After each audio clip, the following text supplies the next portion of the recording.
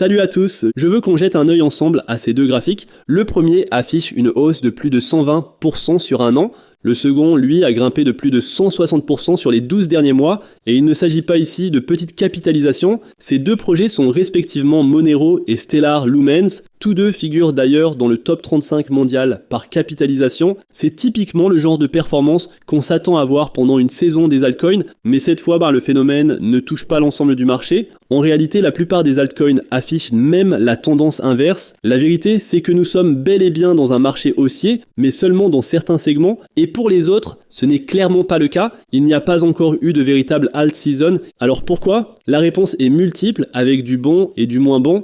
Je veux qu'on examine ensemble 3 signaux précis qui pourraient indiquer l'arrivée imminente de cette alt season tant attendue. Et surtout, on va se poser une question essentielle, une question qui peut faire la différence entre un simple plus 5% et 1 x 5 sur votre investissement. Bienvenue sur la chaîne Token Cult. Alors justement, parlons d'un projet qui illustre parfaitement cette nouvelle génération d'altcoins à utilité réelle, Planck Network. Planck construit l'infrastructure que beaucoup d'autres projets rêvaient d'avoir, une Layer 0 native à l'IA combinée à une Layer 1 GPU native, capable de transformer les réseaux de GPU en une véritable économie on-chain. Contrairement à IO.net, qui se positionne comme de simples places de marché pour la puissance de calcul, Planck est totalement intégré verticalement.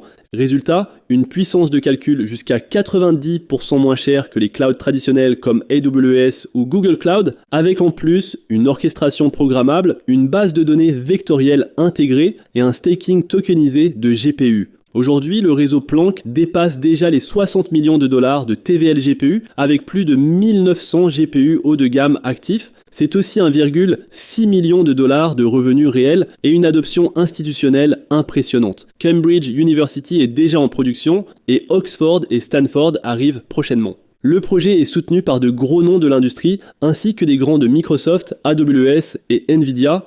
Son TGE aura lieu le 12 novembre à une valorisation de 100 millions de dollars FDV avec une vente de staking GPU et des listings CEX attendus dans les prochaines semaines. En gros, si IO.net c'est un marketplace du calcul GPU, Planck, lui, est l'équivalent d'Ethereum pour l'infrastructure IA. Avec une TVL matérielle déjà solide et de vrais revenus, les 100 millions de dollars de valorisation initiale paraissent presque faibles. Beaucoup s'attendent à le voir atteindre plusieurs centaines de millions de FDV dès les premiers jours. Alors voici les points clés. Tout d'abord, le cloud GPU est entièrement intégré, ce n'est pas un marketplace. Il y a des coûts réduits de 90% face à AWS. L'adoption est réelle avec 1,6 million de dollars de revenus, 60 millions de dollars de TVL GPU. Au niveau des partenariats, c'est du solide. Les projets académiques avec Cambridge, c'est déjà actif, puis Oxford et Stanford à suivre. C'est conçu pour les chaînes et agents d'intelligence artificielle modulaires. Les fondateurs viennent de Google, Nvidia, Coinbase, avec 3,6 millions de dollars levés et plus de 5,4 millions de dollars engagés en staking GPU, ainsi qu'un engagement total de 200 millions de dollars pour les data centers,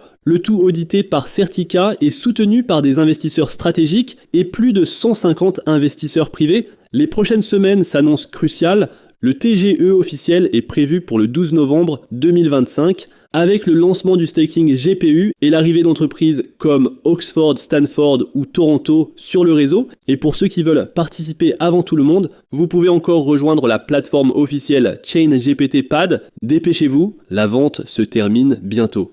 Le premier signal à observer, celui qui historiquement annonce souvent l'arrivée d'une alt season, c'est la diminution de la dominance du Bitcoin. C'est l'un des indicateurs les plus surveillés, le BTCD pour Bitcoin Dominance. Quand cette part de marché commence à reculer, les autres pièces du puzzle ont tendance à se mettre en place. Du moins, c'est ce qu'on a observé à chaque cycle haussier précédent. Cette dominance baisse dans 2 cas principaux. Tout d'abord, quand le prix du Bitcoin chute plus vite que celui du reste du marché, ou quand les altcoins montent plus vite que le Bitcoin, c'est évidemment le deuxième scénario qui nous intéresse. Quand la valeur des altcoins grimpe plus rapidement que celle du BTC, cela signifie que les investisseurs déplacent leurs capitaux du Bitcoin vers les altcoins. Actuellement, cette dominance du Bitcoin se situe autour de 60%, un peu au-dessus même. C'est plus élevé qu'on ne le souhaiterait pour le début d'une alt season. Le niveau idéal se situerait plutôt autour des 55%. Un tweet résumait bien la situation. aucune rotation complète n'a encore commencé, seulement quelques mouvements vers les principales capitalisations. Alors sommes-nous déjà dans la zone où la dominance du Bitcoin chute assez pour annoncer une alt season? Non, pas encore. Le deuxième signal majeur à surveiller, c'est l'expansion monétaire. Vous en avez sûrement entendu parler, c'est la fin annoncée du QT, Quantitative Tightening ou resserrement monétaire, et il semble que cette phase prenne fin autour du 1er décembre. C'est une excellente nouvelle, parce que c'est à ce moment que la Réserve fédérale américaine cesse de retirer de la liquidité du marché. Le QT est en effet l'inverse du QE, Quantitative Easing, qui consiste à injecter de l'argent neuf dans le système.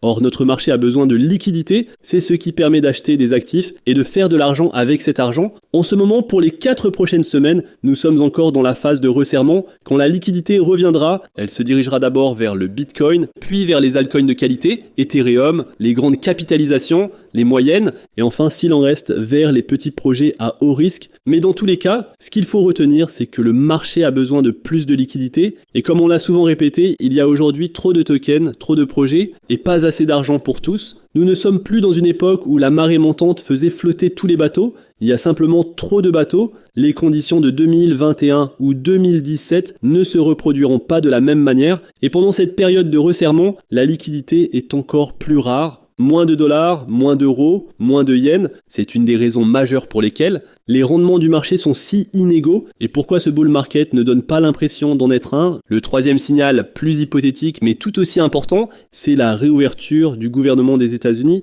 Même si on n'aime pas toujours l'admettre, le gouvernement américain joue un rôle central dans la vie économique. Il est présent dans une multitude de secteurs et souvent c'est le plus grand dépensier du pays. Aujourd'hui, tout cela est à l'arrêt à cause du shutdown qui dure depuis près de 40 jours et on commence à voir les fissures apparaître. Si vous suivez cette actualité, vous savez que l'industrie aérienne, les programmes d'aide alimentaire et de nombreux services publics américains commencent à en souffrir. L'aviation, par exemple, va subir des coupes dans les 40 plus grands aéroports si le blocage continue et de nombreuses données économiques, inflation, emploi, production industrielle ne sont plus publiées. Ces statistiques sont essentielles pour les marchés. Elles orientent les décisions d'investissement. Sans elles, le marché manque de repères. Il est donc peu probable qu'une véritable alt season démarre tant que le gouvernement américain est fermé et que ces données en restent indisponibles. Mais lorsqu'il rouvrira, cela pourrait servir de catalyseur pour le marché. Terminons par une question que beaucoup n'osent pas se poser. Et si l'alt season avait déjà commencé? Ethereum, BNB et Chainlink ne représentent pas tout le marché,